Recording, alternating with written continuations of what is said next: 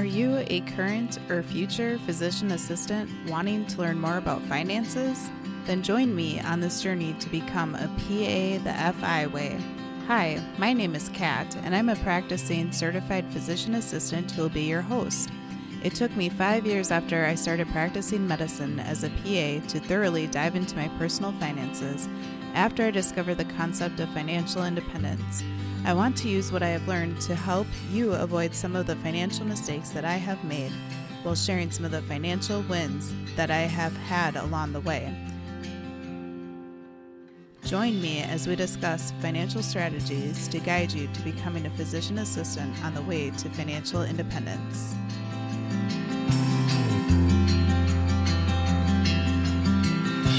Welcome back, current and future PAs, to the PA the FI Way podcast. I'm your host, Kat, and this podcast is for all the PAs out there that whenever someone looks at them and tells them that they have many more years left of work before they can retire because of how young they are, they have to refrain from blurting out and saying, retirement is a number, not an age.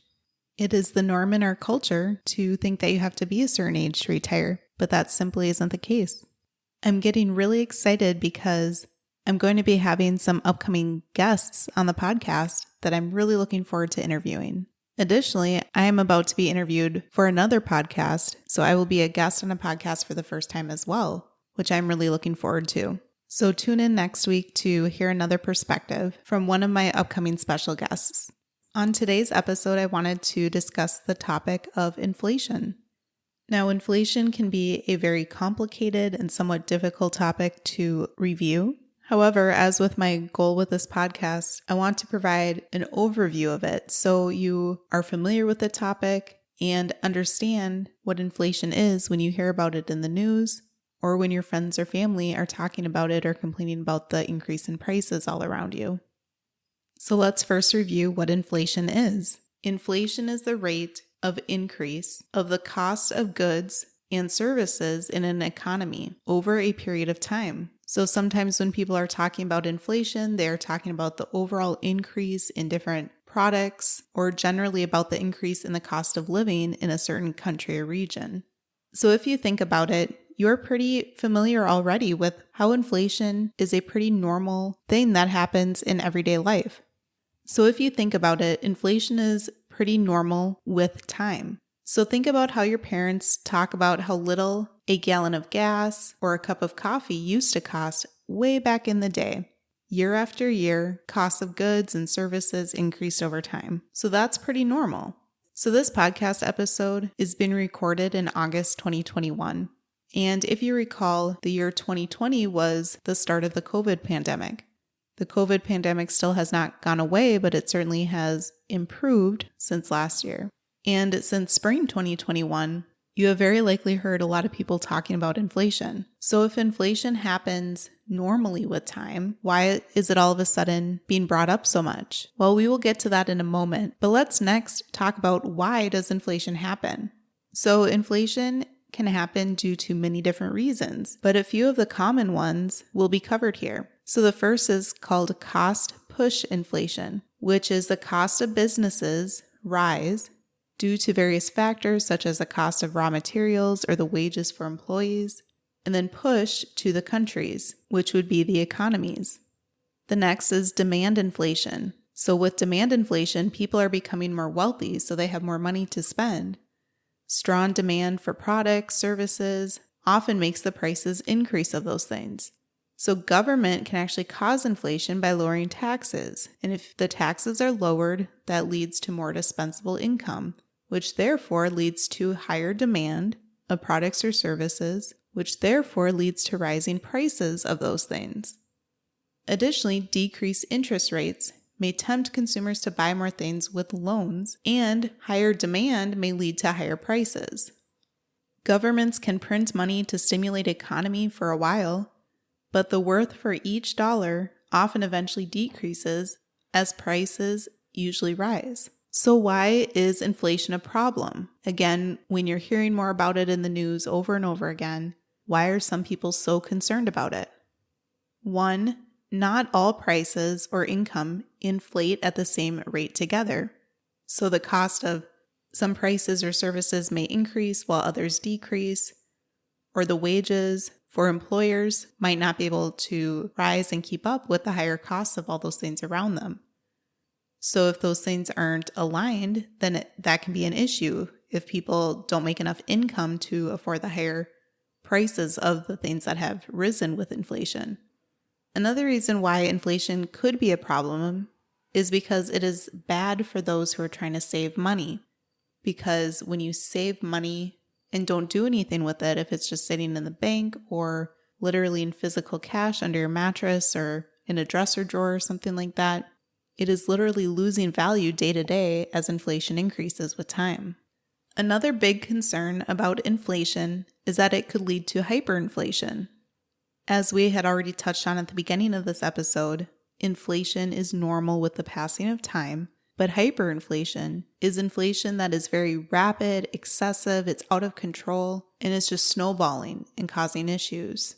Entire countries have had problems due to hyperinflation over the years. So many Americans can be worried about the past history of what has happened around the world and be concerned that it's going to happen in our country. Inflation can't exactly be kept under complete control in an economy, as there are many things that can affect it, such as the cost of materials and labor, which we have seen in particular with the housing market and with building homes due to the cost of lumber over the past year, productivity, taxes increasing or decreasing, a growing domestic economy, a neighboring growing economy, such as a neighboring country, interest rates falling, the buying of government bonds, the printing of money, amongst other things. So all of those areas can't be kept under complete control, so that's why inflation in all or some of those areas can happen with time.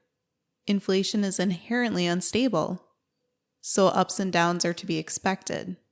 So again, it seems as though many people are talking about inflation nowadays and discussing whether it's going to lead to hyperinflation and if the economy is just going to tank.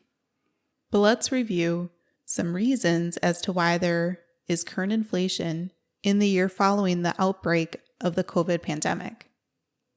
So many people who did not lose their jobs with the COVID pandemic actually have extra cash due to stimulus money, as well as the pause on federal student loans, and also due to the fact that much of entertainment was shut down.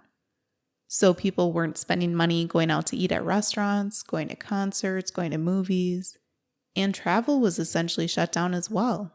It is certainly recognized that many people did lose a lot of money, again, if they did lose their job or were in poor health due to COVID or other issues. But many people were actually almost forced to increase their saving rate over the past year because of all of these things. So now the demand to travel and to eat out are both very high. So there has been inflation in those industries, and there have even been meat shortages because restaurants can't keep up with the demand of everyone wanting to eat there. The main areas of current inflation are the areas that were most affected by the COVID pandemic. Again, such as travel, rental cars, used cars, homes, and eating out. So it's possible that the higher rise in inflation may be somewhat transitory as the demand and cost of those things kind of start to settle down a bit. However, no one has a crystal ball, so no one can actually predict the future. So how can you protect yourself against inflation? As I've previously mentioned in past episodes, it is so important not to save money just in cash. Otherwise, it will lose value with time due to inflation. Instead, invest that money. For generalized advice, for most people, low-cost broad-based index funds are a solid choice. If you aren't very familiar with these types of investments, go ahead and take a listen back to episode 12, where Index Funds 101 is covered. You could also consider allocating some of your investments into real estate, as the values of the properties increase as well as the price of rent that you can charge. However, if you are not really interested in buying physical rental properties, perhaps you don't really want to save all the money for a down payment, or you don't really want to manage the property yourself by fixing all the issues or performing general maintenance, or if you aren't really interested in working with a property management company, you could consider investing in REITs. So a REIT is an acronym for Real Estate Investment Trust. And if you were to invest in REITs, you are investing in companies that own and usually operate real estate that is income producing. So these are one of the most passive ways to invest in real estate. You're literally putting money into a fund and other people are doing the work for you. So only time will tell what will happen with the future rate of inflation. Is it going to continue to increase? Or is it going to level off? Or is it going to dip back down? We don't know that exact answer, but it is somewhat reassuring to know that some inflation is normal, and there are different things that you can do to try to help protect yourself against inflation over time. If you found this episode helpful, please consider sharing it with a friend or a family member or a spouse or significant other so they can take a listen as well, and hopefully we can get more people on board with the financial independence movement. I hope you have a wonderful upcoming weekend, and I look forward to seeing you back here next week.